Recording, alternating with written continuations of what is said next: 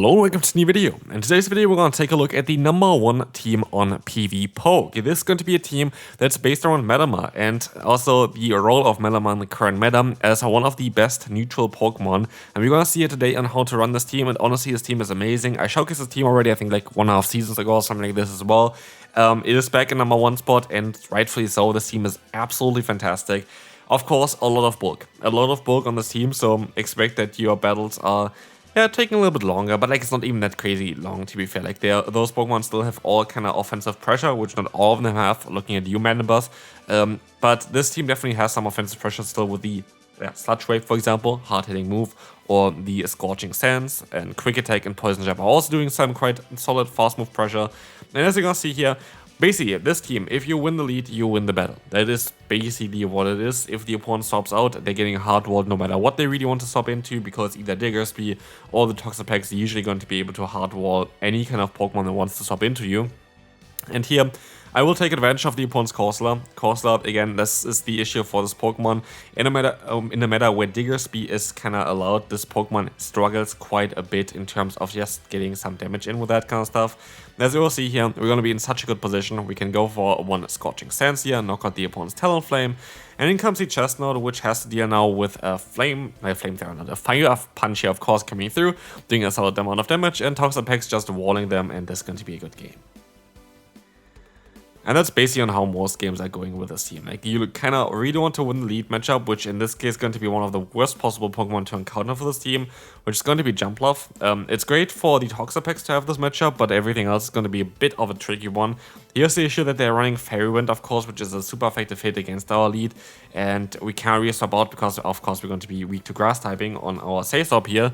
So yeah, we're gonna stay in and try to play this one out, but also the opponent plays it very, very strongly there as well, because they decided to go ahead and go for a bait twice, which is going to be quite awkward for us. And we barely miss out on getting to another move, but if it's just the aerial ace we still survive, it's gonna be the acrobatics. So yeah, our best thing that we can do here is get 3 fast moves in with a Diggersby, but we are now shielded down. We're going to have a Diggersby now against the Dugong, which is not a good matchup whatsoever. Most likely will take the damage here though, because I need to kind of preserve the attack stat of my other Pokemon here. So yeah, we will see the Ice Wind coming through. I'm going to swap out straight away, and they're just going to hard-wall us, and that's going to be fine. We can move on to the next opponent. So, that's going to be a lead matchup that's going to be a bit more neutral, but definitely kind of solid because we have Superpower. Superpower is needed here. I kind of want to take a look at Malamar with the move Hyper Beam as well, but only as a say-so, because with Hyper Beam we have like options, for example, to beat Pokemon like a Zumro, which is kind of funny. And here, Scorching Sands is going to connect, going to get the attack drop immediately, and this attack drop completely changes the matchup, by the way. It's a 30% chance, but with the attack drop, we're not going to be able to knock them out. Without the attack drop, we would have been able to knock them out, so that is really unfortunate.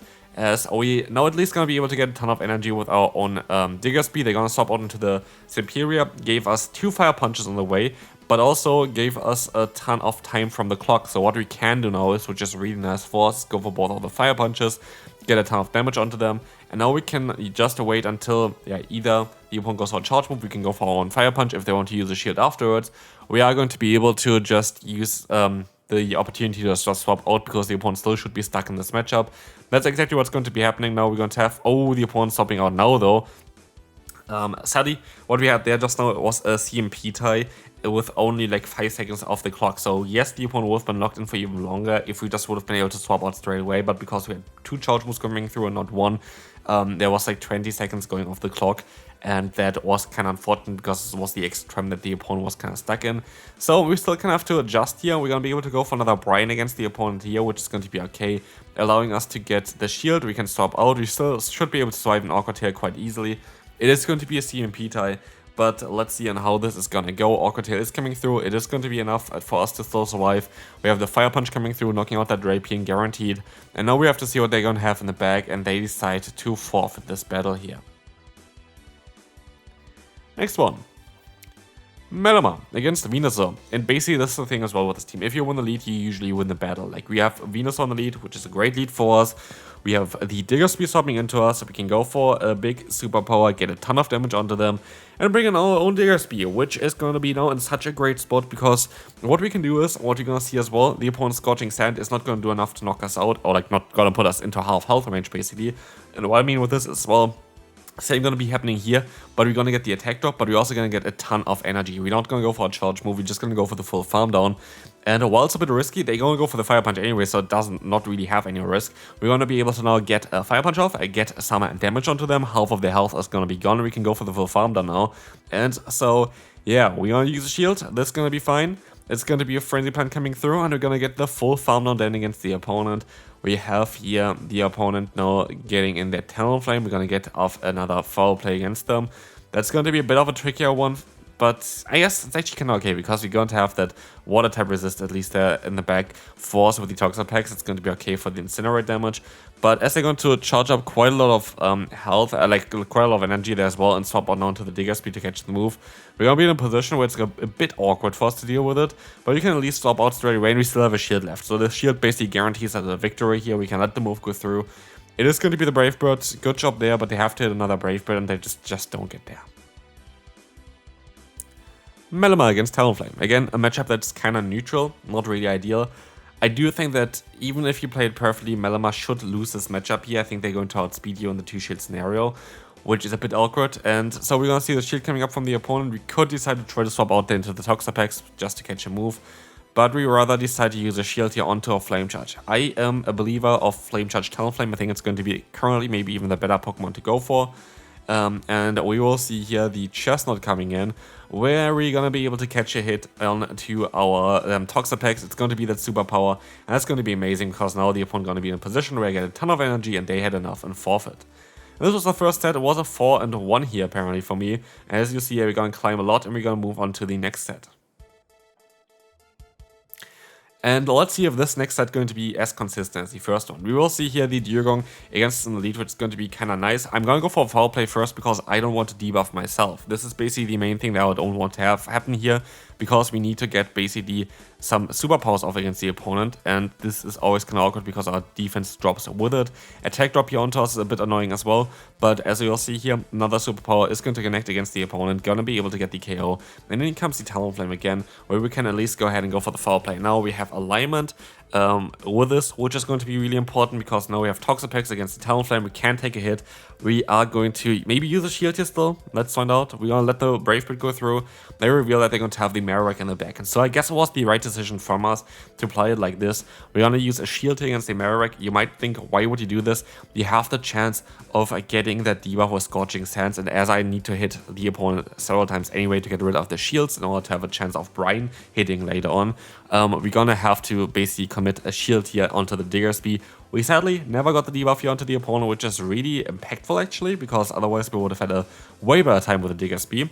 We're still going to be able to get both shields from them, and so they're going to go for the knockout, and I'm going to allow this because I'm going to try to knock out the opponent's Marowak with that Toxic Packs, and we will see here that I get to that Brine before the opponent can go for a charge move, and this is insanely important because now that Talonflame goes down, we still have a shield left, they have to go for the full farm down, and it just does not work out. Brine is easily going to be enough to knock out the opponent. It's a super effective stab hit here. While Brine is garbage as a move itself, it's still enough to knock out the opponent here.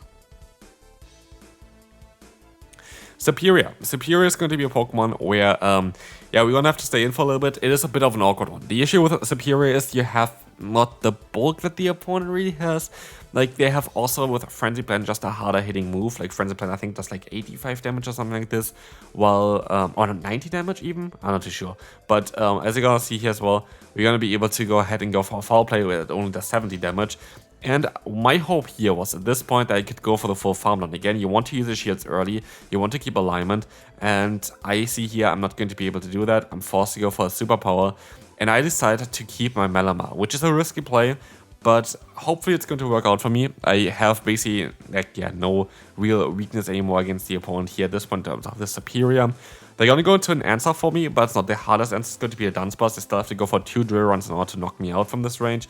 And I can go for a Sludge Wave, which is going to allow me to get some nice guaranteed hard-hitting damage onto the opponent, putting them into nearly the red health range as well, which is great. We actually put them into the red health range, and we can align our Diggersby against them. Diggersby resist the fast moves, which is going to be very nice, but also we have, of course, the insane amount of bulk that this Pokemon packs, where we will have the opponent here trying their best. We're going to try our best here as well. We're going to go ahead and go for the full farm down. The opponent is going to go for a dry run. And we can try to go for another Scorching Sand here against the opponent. This is going to allow us to get the debuff, which is really nice, and we try our best to reach that superpower in time. Hopefully it's going to be enough to knock them out. Let's find out here. It is not. They survive with 1 HP. Usually I should have been able to farm them down here, I think, but it just didn't work out this time around. And we will see here that the opponent is going to still have the Dunsparce, which is going to go down to 1 more quick attack.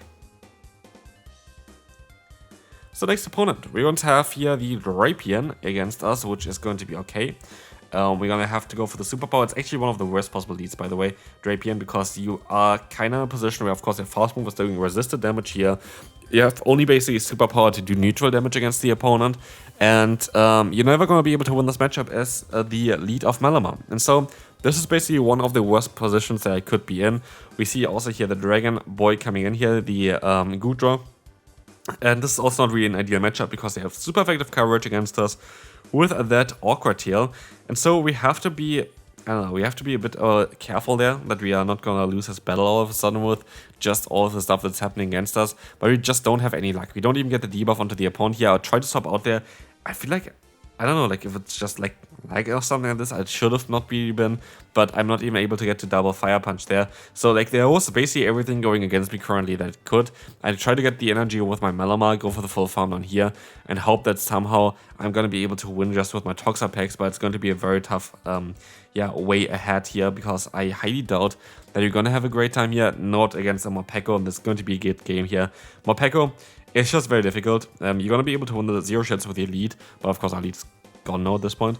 And you're going to just have some struggles against this Pokemon, unless you have Diggersby in. Diggersby is a great answer for Morpeko, but we don't have Diggersby left anymore, and so sadly, this is going to be a loss for us, and this just didn't really go as well as we wanted. We kind of got hard-walled, and then also had quite unlucky gameplay for us. So this is what it is, the opponent going to be able to knock us out, and still, this team is absolutely fantastic. If you have watched till this point, I would really appreciate if you could leave a like on the video. It would really help me out to do content. It's free. It helps out a ton. Like, honestly, people don't really know how much it actually helps out. But anyway, we're going to take a look now at the opponent with their Gastrodon. I make a big mistake here. I make a ginormous mistake, actually, which you will see as well. I let the move go through, and I just don't go for the superpower. I wanted to go for the other move so badly that I forgot that superpower would have been an option. And this is going to put us back quite a bit, to the point where I'm going to be forced to let the Earth Power go through here. And we just have to hope that the energy that I generated here is going to allow us to somehow still flip the match.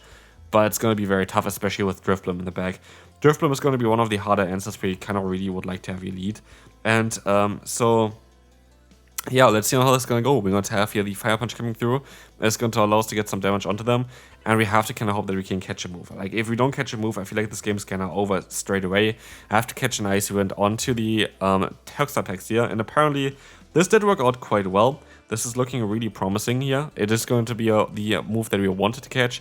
And actually, I was not so expecting that the opponent's health goes down that fast from a debuffed, resisted Poison Jab. And so I'm quite happy about the scenario. I can go for just another charge move, and Drifblim should go down here if they let the move go through. They decide to use a shield. They are shieldless now, and it didn't help them. Like, what are they doing? They overfarmed so much that they just didn't think that Brian would be already there. And now it's down to Manabus against us, which is a way more difficult for us. We're going to try to catch a move here, which does not work out. And we just barely have any health left, which is the big issue. We just don't have any health left at all. And Fire Punch is coming through, like, doing the most amount of damage I can do at the current time with my Diggersby, getting them a little bit lower. We still have a shield left, but basically what has to be happening now, because the opponent has still a lot of energy left as well, is that they're going to go for the aerial ace bait. That's the only way of us winning the battle, and so we have to call that they're going to go for a bait here straight away, and they don't. They go for the Dark Pulse, knocking us nearly out, and we can move on to the next opponent. I'm fairly certain if they went for the bait there, we still had a very decent shot of winning this one. A lot of really bad leads for us today. Talonflame is not going to be ideal whatsoever as well, but let's see if we're going to be able to deal with that one. We're going to get some nice damage onto them, and it looks like we might be able to go for the full farm down. I think that would be kind of great for us, but let's see how this is going to go. We're going to get another charge move off. This is going to be quite interesting. It is going to allow us to get the shield, and in comes the opponent with the Brave Bird coming through. We're going to be able to go for a full farm down, and let's see who it's going to be next. It is going to be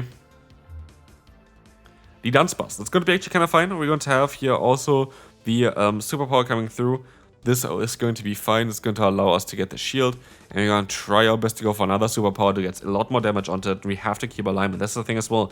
You really want to win the lead with this team because then you kind of win immediately. But you have to be also a bit careful because you really want to, align yourself correctly and just don't really want to swap out even if you have still health left. It's a bit of a tricky team sometimes to use. But here we're going to see a matchup of Diggersby against Diggersby, and while this is not as entertaining, it literally just depends on what you want to do for, if you're gonna get the debuffs here or not. Like, if the attack drops, you're going to have a great time. If you don't have the attack drop, we don't have a really great time there, and so... As you will see, we're going to have 2 attack drops back to back, and that's basically guarantees us the victory here. I think the opponent got the exact same treatment as well, which is really unlikely. To have 4 times the 30% chance in a row is insanely unlikely. It's, I think, around a 1% chance for this to happen, so that is kind of funny. Of course, like something that's not like crazy unlikely, like shiny Pokemon, for example, in the main series games. But that's going to be it for this video. Hopefully you enjoyed this one. If you did, feel free to leave a like, and we'll see you then. This team was really nice, and yeah, bye-bye.